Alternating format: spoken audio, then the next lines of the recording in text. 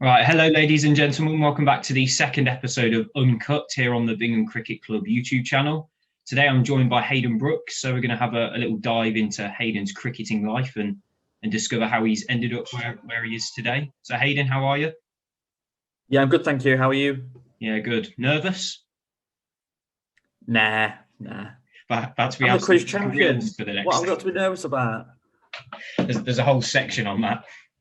All right, so I guess we'll start off really. First thing, similar to what I did with Tim. What are kind of your first cricketing memories? What's sort of the first thing you can remember? So my first cricketing memory, and it's probably the saddest memory I have in terms of like, I suppose, cricket geekiness, it was in the summer holidays, and it was a 2005 Ashes, and I think there was I used to go down to like my grandparents on like a Wednesday, I think it was, and all the family were in like the front room watching whatever they were watching on the telly, and I didn't like it, so I wandered off into the back room where they had a second telly, and I just put on the TV, and the first thing that came up was Channel 4, which the Ashes was on at the time, and it was literally the first ball of the day, and I think it was either Edgbaston or Old Trafford Test. I can't remember what day it was, but Matthew Hoggard got off a wicket with the first ball, got Matthew Hayden out.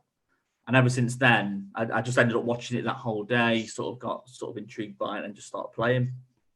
Nice. A bit lucky, really, that the first ball was a wicket. Had it been a dot that went through to the keeper, who knows what would have had he left it I was going to say, you watch it and you go, well, this is all action. And then, like you say, you then imagine if you just left that one outside our stump, I probably would never have bothered.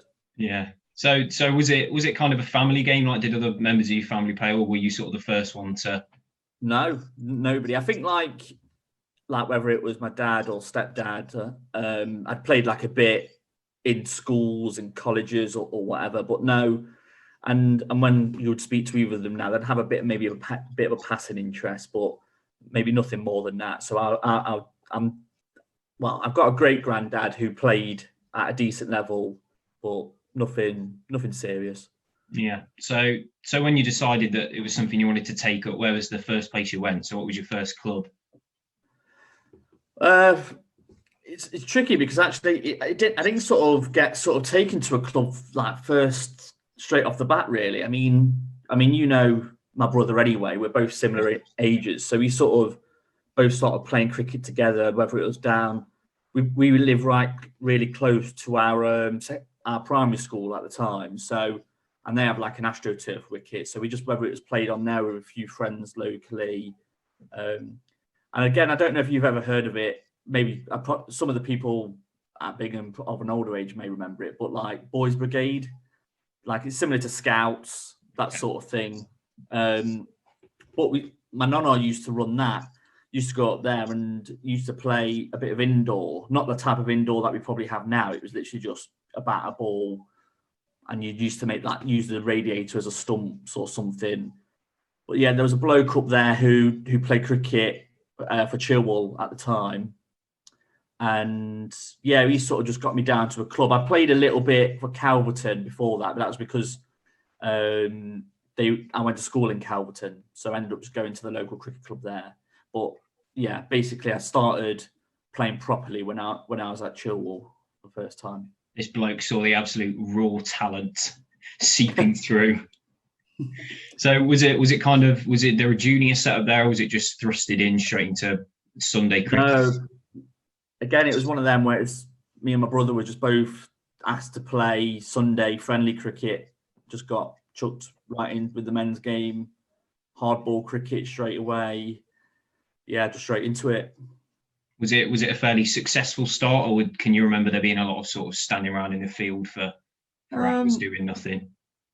I will be honest. I think it wasn't too bad. I definitely think that we were given a good go. Like if I was just to speak about myself, like yeah, I definitely felt like I was given a go. I sort of at playing. I wasn't sort of a fielder for 40 overs and then bat at 10 or 11. I was definitely used. I wasn't there just to make up numbers sort of thing. But I don't think that was down to being any sort of prodigious talent or anything like that. It was just a case of let's just give the lads a go. And I mean, because they had no youth set up, we were probably the first couple of young lads they had got there in a little while, so they was quite keen just to probably keep us on. So now I've kind of not got a lot of questions to ask. So you're going to kind of have to talk me through how did you get from joining them as a 13 or 14-year-old or whatever it was to Bingham? How did you get there? So obviously I don't know too much about that. Yeah, so it's a bit of I mean, there's not really sort of that much sort of crazy to it. Obviously I played for Chilwell for a little while, and there was no sort of big thing apart from obviously I met Alex, and we just got. Obviously we were friends before then, and sort of we just got chatting about, oh, you play cricket as well? Yeah, I play cricket. Who for? I think he played for Clifton when I first met him. But I think he, again, maybe through Cam, ended up at Bingham, and we just started then just chatting. And then it was just like a night out, really. I was on a night out with another mate, and Collins was out with the Bingham lot. So I remember George being there. I remember Cam being there. And I don't remember Rudds. And I think an overseas from the time was there. And we just sort of joined in with that group of people, like the Bingham lads. Obviously, I think Alex had told them that I do play and that sort of stuff. And I think it was not long after that, I think they asked me to come down and play an indoor game. And I basically did that indoor season with them. I sort of played every week. So again, it's only around the corner of my house. Yeah. And yeah, just ended up coming down to a winter net that year. And I think Phil Woodman gave me a signing on form the first training session, and I was literally like penned in from there, really. Nice. So was it like at the time were you kind of looking to move club, or did it just sort of happen? You came to training and the lads were good, and so Chilwell, like I enjoyed playing cricket with a lot of people there, but they were very much a team who were going through sort of a bit of a change. When I first went, they had a lot of, good. They had a lot of good cricketers, and then they sort of maybe going through a bit of a transition, and I didn't really have anybody around my age group. And whilst I enjoyed the company of all of them there, I was playing Sunday cricket at that. So I was playing Saturday cricket for Chilwell and Sunday cricket for Gedlin Colliery. And obviously we was just chat. Maybe the summer before I was chatting with them about I'll come down and I'll join you guys full time that year or the following season. But then obviously the Bingham sort of stuff sort of just came ahead, and I just saw myself fitting in a lot more with Bingham stuff and that's just more through the people rather than the cricket side of it. There was a lot more guys obviously my own age, obviously to get to play cricket with and you'll know as well, to get to play cricket with your best mate or whatever. Yeah, it is obviously something that you just got to turn your nose up at and say no to. So that was pretty much it, really. I think it was pretty much that first training session. I was sold straight away. Yeah. So to answer your question, I probably was looking to move club, but it wasn't as simple as, oh yeah, that's it, Bingham. Like I was planning on moving to Gedlin first, but I just saw myself being a bit of a better fit with the Bingham lads, really. Yeah, as you say, I think our first team really is just lads from the age of 20 to 30. Other than Nige, who obviously is the goat of the club, that it really is just 20 to 30-year-old lads. So I think it's definitely a good place for people who are wanting to come and play. 100%, and I think that's similar. You go through a couple of teams now, though.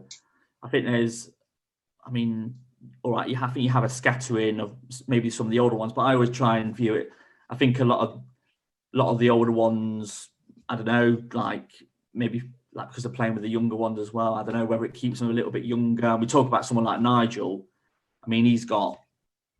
He's kind of like, I suppose, the godfather, isn't he? In not just the first team. Any cricket team that he's in at Bingham, whether it's those friendly 7-a-side games that he wants to win every single time or whatever. Do you know what I mean? He's that guy. He's like a bit like the Oracle. And then you've got like Malon Mason and even players like that who just, I don't know about you, but I've always loved playing with, even though they are a little bit older, but they're always nice to be around. Nige helped me out no end with my spin bowling. Even though we don't play in the same team, he's given me a lot of advice over the years. There's definitely those people there that once they start speaking, you just listen to. Yeah. So you joined the club in theory as an opening bowler for the Wands. Flash forward 4 years now, and you seem to be sort of a middle order bat. So you've kind of been all over the place, really.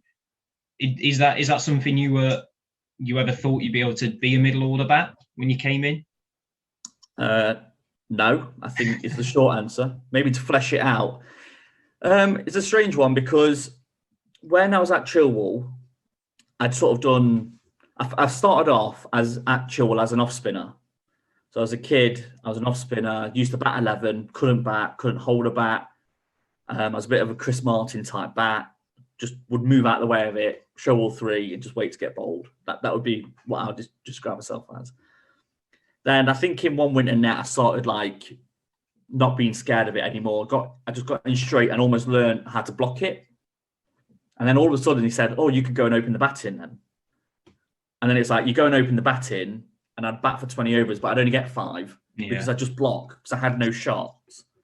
And then it was a case of I grew quite a lot between that 16 and 17, so I couldn't land the ball. Still bowling off spin, so I was like, I can't do this. So ended up, they sort of said, "Oh, you're a goalkeeper when you play football. Why don't you wicket keep?" I was like, "All right, no problem." And then started wicket keeping. So I think for 2 seasons I was there full time wicket keeper, and then I opened the batting, and not to any great success, but that's what I did. And then I ended up bowling like just because obviously you don't keep at Trent Bridge nets. Yeah. I just ended up bowling, and I ended up bowling like big in swingers, and then it just got me opening the bowling. And then again, fast forward to like Bingham, I always sort of batted at maybe 8, I would say, but I always felt like I wasn't ever like battered enough. Like I always keep on feeling that was probably a little bit too far down, but that was probably at a bit of a lower standard. And then it's like, like I say, fast forward to sort of Bingham. Again, I was batting at maybe 10, 11, 9, the odd game, especially that first season, opened the bowling. But there was 1 or 2, and then it was just like Cozzy just turned around one day. I think he grabbed me on the shoulder as I was walking off for like the break tea, as it were.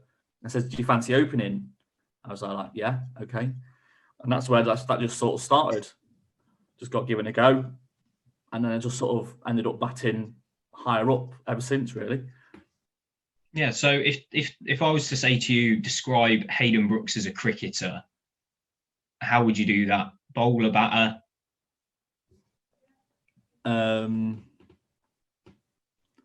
What as a bit like what on, role in my paper? Team? Yeah. What role in the team would you say you have now? I'd say my role now is probably a batter, but that's because I've probably not bowled in the last couple of years for whatever reason. I'd like to think I'm going to be able to bowl this season, so I'd like to put myself back into the category of maybe batting all rounder. I probably don't want as many overs as a bowler gets, but you never know. And I suppose I probably fall into that sort of group and category of people who will just do whatever I'm sort of told to do. A team man. And that can come with some detriment to it. It's not like sometimes you're better off just saying, actually, no, this is what I want to do, and you can pick me or leave me on that basis. Or do you just want to stay in do you want to just do whatever the captain, obviously anybody's going to do what the captain needs of them, but do you know what I mean? Rather than dictate what you are, you just sort of go with the flow a little bit. Nice. So your first year, you've talked about you opening the bowl, and I think we were in D when you first joined. Yeah, first season in D. Yeah. George was captain. So after your first year, was it sort of, this is where I'm staying? Like there was never a thought of going to play elsewhere? Yeah, I think it maybe took me a couple of games, and that was just really all it was making sure, getting used to the idea it wasn't just Alex that I knew.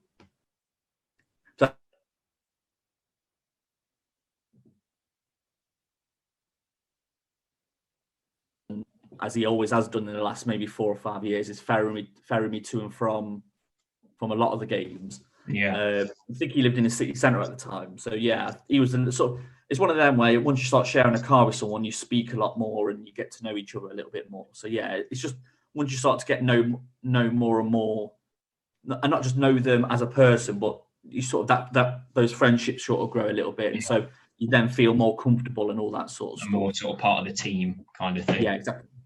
So as you mentioned, when you joined us on a Saturday, you were still playing Sunday cricket for Gedling. But come your second year, and you were playing for us both days and captaining the Sunday 11. So how did that kind of move from playing for Gedling to deciding you wanted to play for us both days? I actually think I switched over midway through that first season. Do you know what it was? It was because I wasn't sure so I'd already played for Gedling earlier in the year, and I wasn't sure if I could register for the Bingham Sunday team. So I'd already played, but because it was a different league, it was like, oh yeah, just come and play. So I hadn't played for Gedling for a while, but I didn't think I could play for Bingham because of the registration. Yeah. But then I think Phil was just like, oh yeah, we can get you signed on. And then I turned up to God knows where with, I can't remember where it was, but I remember the game. I remember the game. Tim scored 80 odd. No one scored anything else. No. I remember you arriving about half an hour in. You played football in the morning or something. Yeah, I think I had done. And yeah, I turned up. Nathan was the captain at the time. But yeah, and then sort of the second season, I don't know really what it was. I think Nathan was taking over the third team, if I remember right. So they needed a captain. And the idea was that we wanted to get the Sunday team more competitive, sort of maybe bridge that gap maybe between second team and first team cricket. Yeah. Well, I think historically the Sunday team was certainly, I kind of started playing age 14 through to 2018 when you became captain. It was known as the Sunday development team. And so Harley had captained it, Nathan, Tom Rudman, and it was always kind of a focus on youth. But then when we got the third team, Nathan went across and did that, and it was sort of decided the Sunday team would be, taken a bit more seriously. So then you came in. Yeah, definitely. And it's, So, it was just that really idea of maybe trying to get us a bit more, I don't know, maybe competitive and try and bridge that gap a little bit more. And probably I felt like that's probably just one side of me that I felt like I probably had to offer a little bit more of. So I think like the first team that I played in was really strongly led. So he wasn't as needed. So I felt like just maybe giving back a little in terms of giving you captain, like leading a team, was just something that I felt like I could do. And I wanted to do. I just felt nothing like too inspirational. I just fancied like doing it. Was it the first time you'd been like the official captain of a team, or had you done it before? I would say the first time I've captained a proper team, if that makes sense. Yeah. I've sort of done the odd friendly for Chilwell and stuff. And in terms of captaining, do you know what I mean? I've captained other sports teams, like football teams.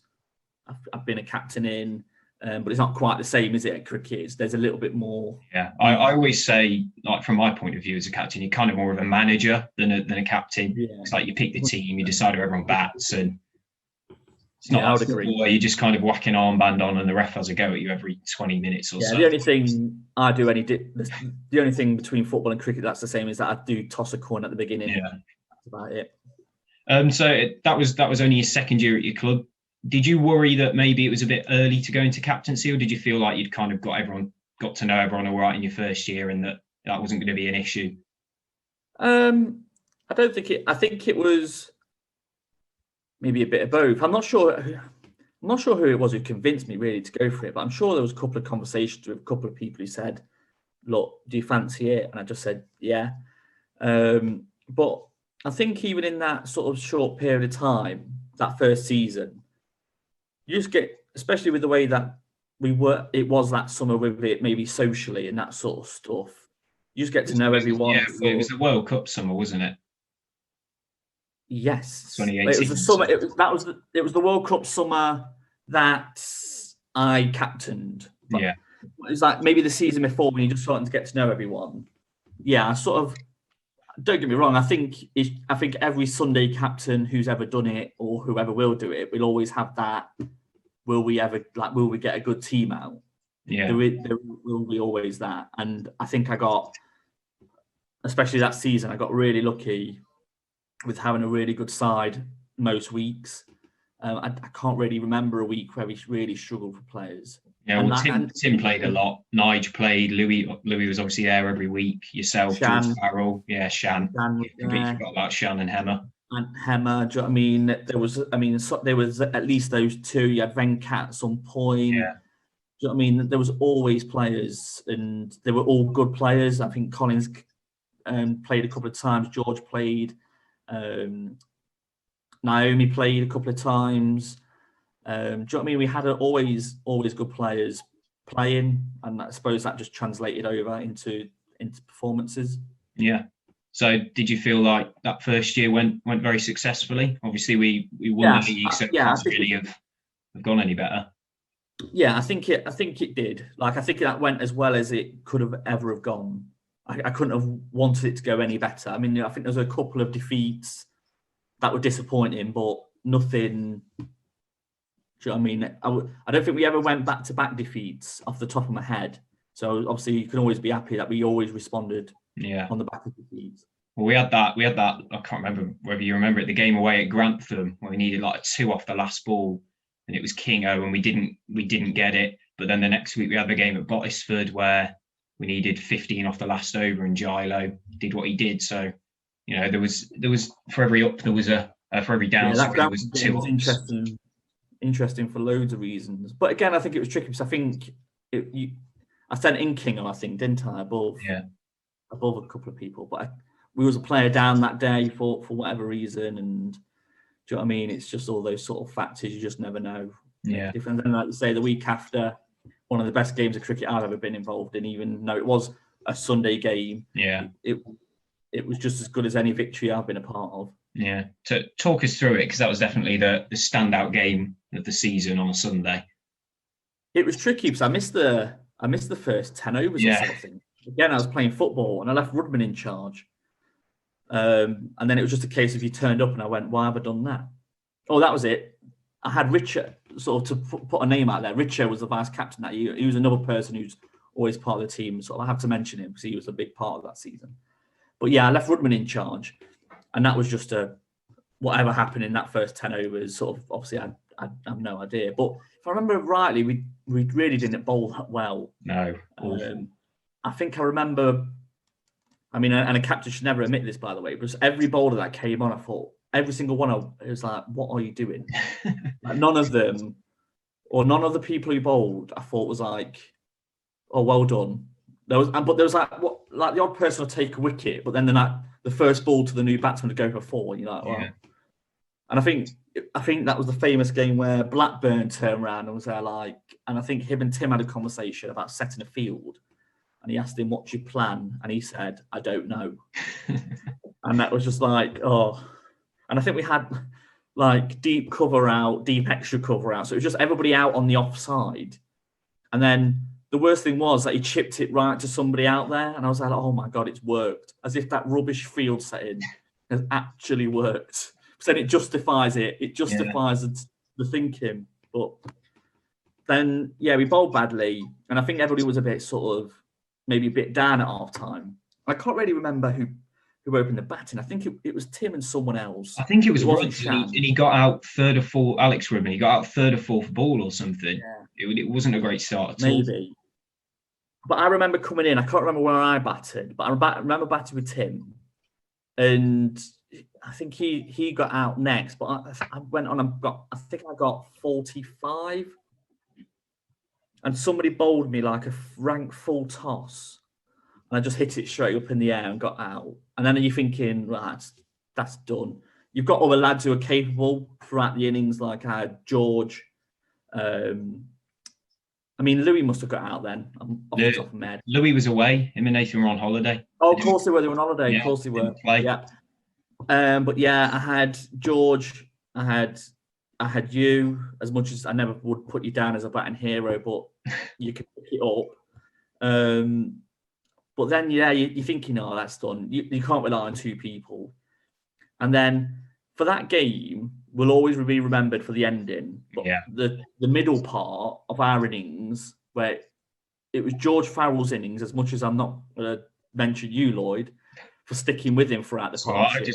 I just blocked it and got a one as much as I could. George Farrell's innings was just unbelievable. Like, we could discuss his technique probably all day, but his hand-eye is incredible. He scored a ton for the twos the day before as well, and then scored 90 odd. You just couldn't believe. And then it's one of them where you don't even pay attention to the scoreboard because you still think you lost. You can't win it. All of a sudden, it ticks down, and then all of a sudden George gets out, and it's like, oh, okay. But then two unlikely heroes, Tom Blackburn and Tom Giles. I can't really. And then it's just I think it must have been the last over. And I remember Tom Blackburn going out and they put a deep square leg out. And I remember him pointing like that at the deep square leg, like imitating that's where I'm going to hit it. And then he's bowled him a full, like a half volley on his legs. He just flicked it straight to him. And you're like, oh, no. Everyone talks about Jack Leach's one not out. As far as I'm concerned, Blackburn's is the most important one not out I've seen. It's very, very similar. And then you end up with, I suppose, Tom Giles, maybe the Ben Stokes in this. I still think we still needed. We needed 14 from 5 balls, and Tom can hit the ball as far as he wants, but that was 2.5 years ago. He was 14. He'd never hit a 6 in adults cricket before. He was still a kid, wasn't he? He was still a kid. I mean, now he's obviously a big tall lad now, but and then he hit these two unbelievable. I mean, one side was small, but I reckon that would have gone as far as the first one because you had that netting on the side. It still hit really high up on that. And that straight 6 was unbelievable. So that was class. The bloke bowling as well was Bottisford's first team opening bowler. So it wasn't like they got to the end of the innings and had no bowlers left. They were going at it. Yeah. But what a day. It was such a good day. I know. It was an incredible game. Yeah, good to be a part of. So on a personal level, the 2018 season was probably the best you've had. Why do you think that was? What sort of clicked? I don't know. Maybe it was that. Maybe a bit of extra responsibility, really. That I don't know. Maybe that's just sort of something that's maybe inbuilt in me a little bit, where you just go, I don't know. It's sort of my team. You had to do it. I think, if I remember right, I think my first game I scored 70 odd or something. In my first game as captain as well. So I think it was just one of them where I don't know, something just clicked. I think a little bit where you sort of value yourself a little bit higher in your team. So I don't know, you just carry it through a little bit more. And it just went well. I don't think there weren't many games where I didn't get many, especially on the Sundays. There wasn't any real time where I didn't score any runs. Yeah, I remember a 50 scored away at Berkshire United. It was the day of the World Cup final, and you came in. It can't have been more than about 8 overs to go, and you just smashed it absolutely everywhere. And they were a very good side. But obviously there was the ton you scored. Would you say that's your favourite innings you've ever had? I'm going to say no, and I reckon that Berkshire one was just because it's not so much. So I think on the 100, and again, it's probably going to have to be a hear me out sort of type thing. The 100, I came in pretty early, and again, I think Alex Rudman got out early. So I'm sorry, Alex. There's a theme here. But I came in early anyway, and I had 40 overs to bat, and I think I got out pretty near the end. Don't get me wrong, I did something that I suppose that I never not that I didn't think I could do it, but it's a case of you prove to yourself that you could do it, but then I think you spend a lot of the time chasing that. Whereas I think that Berkshire came, like you say, I came in with maybe 8 overs to go, and then like you say, I suppose the finisher role.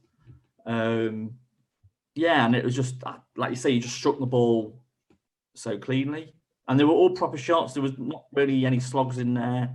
I think I hit a really nice straight 6 off the leg spinner they brought on, and I was like, "There, that's a real nice shot." And it was good. I think me and Tom Giles batted really well. I think he scored 30 odd in the end.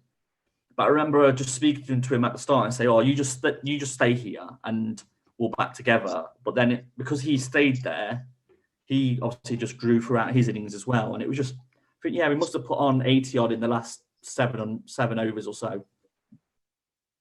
Yeah, and it was good 'cause it was a really close game in the end. Yeah, it was. I think it went down to like 3 balls to go. We got them all out. They chipped one up to cover. So moving into the 2019 season, we won the league, so we got promoted on a Sunday to the Premier League. Did you find the change in standard very difficult, or was it fairly similar to the year before? I think it was tricky because I think we played two of the lesser teams at the beginning. Or no, I tell a lie. I think the first game was meant to play British Shoe and it was called off because of the rain. And then the second game, I think we may have played Bottisford or someone. So you play a team was in the league with you the year before, and so you don't really get a gauge. But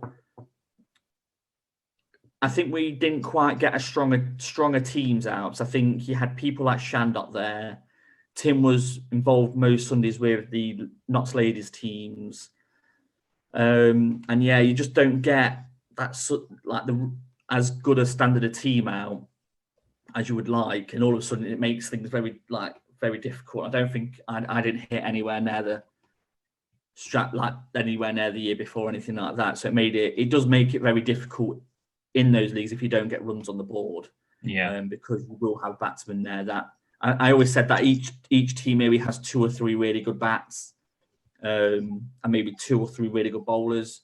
So it's just a case of who's 2 or 3 best of each would fare against the others, if that made sense. But yeah, it was a bit of a jump, especially in some teams. I think like Hinckley and teams like that. There was sometimes where you're going, oh, like he wouldn't just be good on a Sunday. He'd be probably a bit above our standard even on a Saturday. We did. To be fair, though, we did win a very, very good game away at Hinckley, last game of the season. Can't remember what happened in the end. Was it Blackburn who scored the winning runs? He was out there again. He ran out. Tim had scored 80 odd. I feel like we say that every time. It was Addy, Indian lad from Trent. He scored 40 odd, and then Blackburn ran him out when we needed not many. Maybe. And we were all shouting to Blackburn, "Why have you done that?" He was like, "Don't worry, I'm going to finish it." And to his credit, he did. I can't remember too much. I remember there was one where I think Ollie Wilson got a hat, 5 wickets with full tosses or bounces. Yeah. I remember that. He took like 5 for 80 or something absolutely ridiculous. Yeah, trusted him, didn't I? Trusted him. Yeah, gave him his allocation. I think we literally turned up with 5 bowlers. Yeah, something like that. One of them was Louis bowling off spin, so you had absolutely no choice about when to bowl. You bowled medium pace as well. Yeah, I bowled a spell of medium pace in the middle. So we've already had you and Louis bowling. Yeah, as part of the 5. So it was a tricky game, but like as you alluded to earlier, you only scored 150 that year. Do you think that was because of the step up in standard, or do you just think it was impossible to reach the bar that you'd set the year before? I think dislocating my shoulder halfway through, maybe end of May, might have had something to do with it. But no, to be fair, I'd got back and started playing for a little while. I think I was back 2 weeks after that. And I think it's going to be probably a bit of a common theme. It's just, I think I'm probably very guilty of leaving a lot out on the field and giving stuff away and maybe making excuses up for myself or why I've not done certain things. I think realistically is that you said, how do you sum yourself up as a cricketer earlier? And if I was to sum myself up probably as a cricketer, I just don't, maybe as a bat, I don't concentrate for long enough periods of time to be as good as the Tims, the Jakes, the Collinses, those sort of players. I don't concentrate for long enough to put those runs down. And maybe that it was just that I think I wasn't enjoying it nowhere near as much, I must admit. And I think maybe that sort of took its toll over the course of that season. I think we really struggled to get a good team out. So therefore you're worrying you're not you're not looking forward to it as much because I suppose you're worried that you're going to get hammered. So therefore your mind's away from maybe what the job was. Whereas I think the season before, I was just very switched on a lot of the time throughout the games anyway. So therefore you can just just play your game. Yeah, fair play. I mean, like as you said, I think there was a lot of times in that second year where, I use this term loosely, the only first teamers were sort of you, me, and Louis, which straight away is a problem. And then we kind of had, 15, 16, and 14-year-old lads who, like, all to their credit, did very well and always put in 100% when they came in. But when you're playing against Premier League teams, sometimes 100%. That's just not enough. So there's a lot of lads who did play, like you say, who just came in and really gave a good account of themselves. Whether it was, I think, maybe Harry coming in for a couple of games he played. Joe. Always did very well. Yeah. Joe over the last 2 or 3 years has been brilliant. Whether it's Saturday or a Sunday. It's just, you could just go through it, but sadly sometimes it's just not good enough sometimes. Yeah. And again, I think it just took its toll a little bit over a longer period of time. So 2020 came around and you decided to give up the Sunday captaincy. Why was that? I probably felt that it was somebody else's turn to give it a go. I think the Sunday team's a really good opportunity for people who want to get into captaincy in maybe second team or first team cricket to give it a go without too many risks. Because you're not going to be, you know what I mean? Like, ideally, you don't want to be getting. I mean, the second team obviously want to get promoted, and the first team don't want to get relegated. So there are risks either way there. Whereas the Sunday team is a little bit more relaxed, so it's a good chance for people to give it a good go, and just it sounds weird, but just figure themselves out in that sort of space. Like, I mean, Louis, first time doing it last year as well. Like, it's one of them where you have to learn it yourself. So again, it's trying not to tell them what to do, sort of thing, because they need to figure it out. Yeah. Obviously, you're going to give them any advice that you can, or if they ask you a question, of course you'll answer it. But again, allowing them to to figure it out, I think it's a really good environment and place to do it. Yeah, fair play. Did you feel that giving up the captaincy kind of helped your own game, especially playing in the first team? I know that this year, whilst you didn't score 50, there was definitely times where you got in and contributed 20, 30 or 40 odd for the ones, a lot more this year. Not really, if I'm being totally honest, without putting a downer on the question. But no, I don't think it was anything to do with captaincy, really. I must admit, even the season just gone, I wasn't happy with my contributions throughout it, and it, for whatever. Do you know what I mean? And again, I think it's one of them where you live in. I think definitely one who lives in his own head, about maybe overthinking it just maybe thinking about it too much. I think last season was just about playing crickets with your mates, regardless of results. I mean, of course, we all play sometimes maybe because we want to get those competitive juices flowing and we want to win.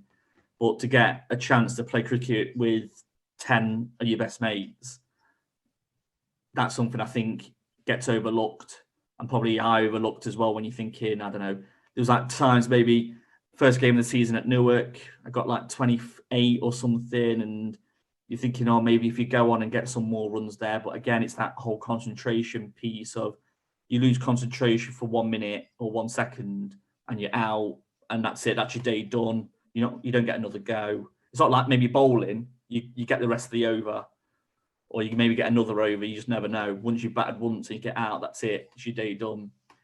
So I think I'm very guilty of that. And then I'm very good at snowballing things. So once you get out cheaply once, and then it's just constant. And then I think it was Jake who just said, why don't you just enjoy it? And then I sort of tried to do that maybe for the last 2 or 3 games. Maybe it's not that much more greater success, but I sort of understood the point a little bit more. Yeah. So last few questions kind of here. If you could relive one cricketing moment or one game you've played in your life, what would it be and why? Ooh, that's a really good question. We didn't ask Tim that one, but I don't think we did. I try not to think. I'm just trying to think of maybe one that maybe not as. Maybe like I don't want to relive the Bottisford one, because we'd probably lose it if I relived it again. Yeah. So yeah, we try and keep the wins. I'm just trying to think of maybe like a loss that I was involved in. I've been involved in loads, but such a good question. I think there was a game. I think any of the games where we was in Div C for the first time and where we lost. Yeah, and there was a lot of them. Yeah. To be fair, we only just got relegated. I think we finished. Yeah, exactly. That's why it could be any of them. Yeah. So I really think it was just a case of if we won one more, that we would have stayed up. Did you play in the draw with Southall? No, I was on holiday. That was. So that's why. Otherwise, I would have picked that one straight off the bat. Yeah. But yeah, any of those losses, because I think it was just a case of. I think if we were smarter, and I know it's not a case like obviously it's hard to go right. We'll go for the draws or whatever because ideally you don't want to be doing that. But again, those extra points that we maybe could have got by being smarter, maybe we would have stayed up, and then who knows where we would be now. But I probably wouldn't choose to relive anything because I suppose that's that story in it. Like if you relive one moment from that season, you stay up, then all the subsequent good wins and moments from the other seasons all disappear. So yeah. It's just one of them. I suppose if we relive one moment, maybe COVID never would have happened. So go back and do that. So obviously, you live a fair distance away from Bingham. You're getting married, just might be starting a family. I don't know, fairly soon. So where do you kind of see your cricketing future? Because obviously, it takes a lot of time out to get to Bingham twice a weekend. So where do you see that? Yeah, well, I don't see it anywhere else, to be totally honest. I don't see it from any other club, any other place. I'm not just saying that to be like gooey, but I genuinely think that you've got a group of people there, whether it's 30 or 40 people there, who you could see yourselves going further and further down the line, whether it's kids end up playing for Bingham. Do you know what I mean? It's just the way that it is. I just don't see it ever going badly. Do you know what I mean? It's just a club that is growing. It's constantly going in the right direction. All right, on the playing side, we might take a hit every now and again, but you sort of roll with those punches a little bit. And I just can't see it anywhere else. I mean, COVID permitting, like I've already tried to 3 or 4 times, is try and get a driving test booked in. So that whole living piece isn't too much of an issue. And fingers crossed, hopefully it won't be too long before me and hopefully by then wife will be looking to move house and buy a house. So you never know, it might be closer to Bingham. You just never know. So I don't see myself playing anywhere else for good stuff. That's what we like to hear. So finally, as I did with Tim, I want you to, and the way I'm going to pitch this is, imagine you're playing a friendly and you're picking the 11. So, it's not an ability, it's purely an 11 of who you want to play with. What would your kind of all-time Bingham 11 be from your point of view? Ooh. So on one hand, I think this is really easy but really difficult. I think on one, so I'll start with the openers. It's definitely going to be Tim and Jake. Yeah. I mean, Tim, otherwise I wouldn't be playing, really. And he's just good, isn't he? Yeah. There's not too much judging up of him I can do, because he knows what he's about. He's good at doing it. He doesn't overcomplicate anything. He might annoy everybody by wanting throwdowns before the game, but do you know what I mean? He's in. Jake, fellow Sherwoodinian. He's in. Again, same reason. Doesn't overcomplicate it. He's just really good at what he does. Just there's just a lot of runs there, isn't there?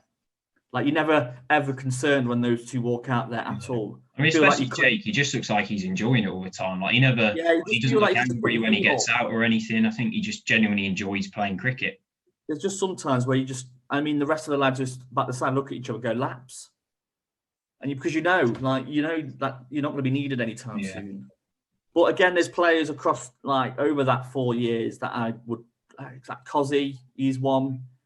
Freeston, another.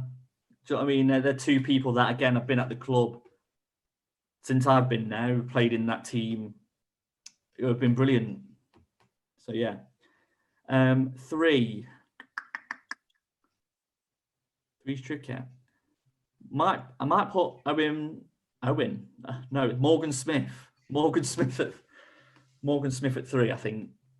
And I think he'd be my keeper as well. Sorry, Tim, but yeah, he would be my keeper. Again, he's just another one, though. He's really good, isn't he? Yeah.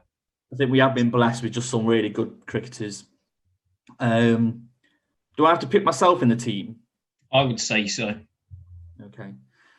Right. Okay. So 4. I have to pick that. It's Collins in it. I'm gonna have to pick him. 4. I'll put myself 5 just because I don't know where else I'd put anybody else, or put myself anywhere in other positions, if that makes sense. Yeah. 6 would have to be Cammy G.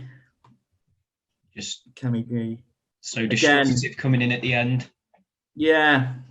And again, sometimes, obviously, you sometimes think maybe you're not seeing the best of him, and then he does that innings of 41 off, like, I don't know, 8, 10 balls or whatever he did it off. And you couldn't really believe what you was watching. But again, he offers a lot. Offers a lot with the ball and offers a lot with the bat. And yeah, he's just another player that I would just always want around, or always in the team. 7, I'd go George Farrell. Again, same reason as Cam, really. Just does both. Yeah. Just a top lad. Does both really well. 8,